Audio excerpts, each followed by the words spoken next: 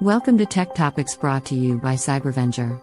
We help keep small businesses stay protected and compliant with cutting-edge cybersecurity and IT solutions. Hello everyone and welcome. My name is Andy. I'm the managing consultant for Cybervenger. Today is another deep dive into the 110 controls of the NIST 800-171. Today's control is 3.5.7. So look down here. 3.5.7 says enforce a minimum password complexity and change of characters when new passwords are created. Okay, so complexity. You got to have uppercase, lowercase, numbers, letters, that whole sort of thing. And your password has to be a certain amount of length. It has to be, you can't use like, just a name, that kind of thing. And when you change password, it forces you to change passwords. It needs to be so unique. So you can't go from my password 5 to my password 6, for example. And you don't use the word password in your password ever. Not even if you fancy. You not even use capital P @ symbol $W0RD like everybody thinks is special and unique, and like the whole world hasn't done that. This one's all about good password management.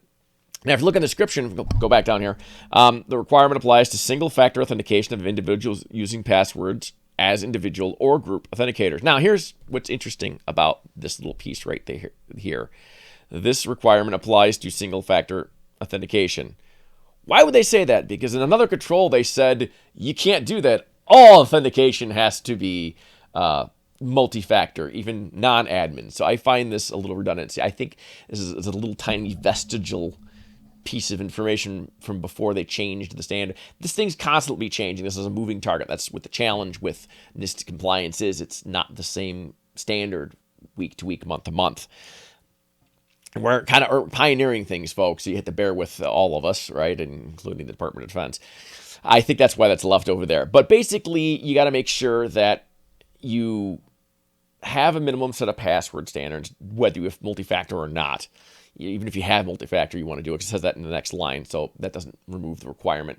You try to make things resistant to what's called brute force password hacking. Now, you can do an intruder lockout. So if somebody, I guess I should define what brute force is. Brute force is you have an user account and you just keep guessing over and over again. And you get a computer program to guess for you. And it guesses a million guesses an hour, right? Eventually it would break in, no matter how complex your password is. If you had a million guesses, infinite number of tries, or a million guesses per a minute and an infinite amount of time to try, you'll eventually break in.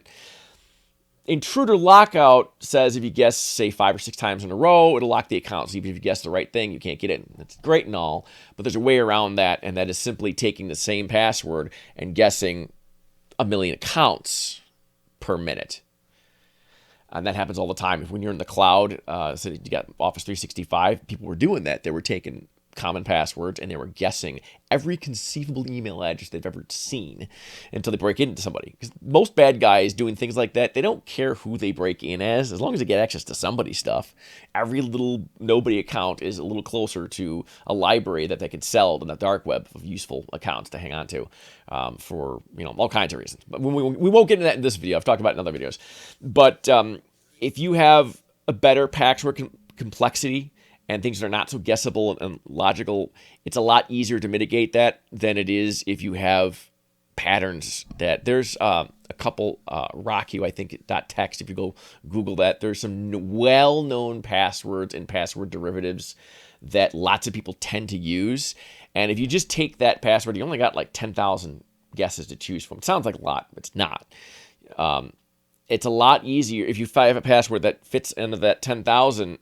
People can break in because it's well known, it's common. You'd be surprised. I've seen password dumps from organizations before, and it's surprising how often people reuse things like "let me in." Oh, it's a sentence. That sounds complicated, right? It's fancy. I bet you not a lot of people use that. You'd be wrong. An absurd number of people have used "let me in" as a password. It changes the password popularity, but you really need to be complex about your passwords. Things that aren't words. Or if you're not going to like complexity, go for length. Like a true sentence, not "let me in." Something that's got to have 30 characters long, like "my dog has blue spots in the winter." You could memorize that fairly easily and type it out pretty quickly. a lot of this, the standard here still says complexity, so that might not work. I mean, well, has 5 blue spots. It's usually, if you put the number 5 in there, you'd be okay. You still need numbers in there as well, and that would comply with the standard. Personally, my humble opinion here, I don't think that you need the complexity as much as you need the length. Like, length is a good compensating control for complexity. I think if you have a really good sentence, like a long one, that is actually a little bit cumbersome to type if it wasn't so easy to do because it's a sentence, right?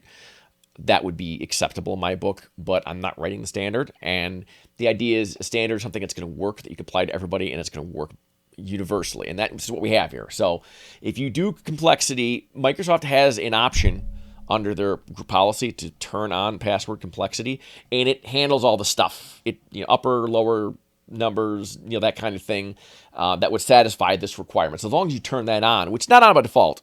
Was it? No, in earlier versions was not on by default. You have to turn that on through group policy. Again, I like to use Active Directory as a real-world example.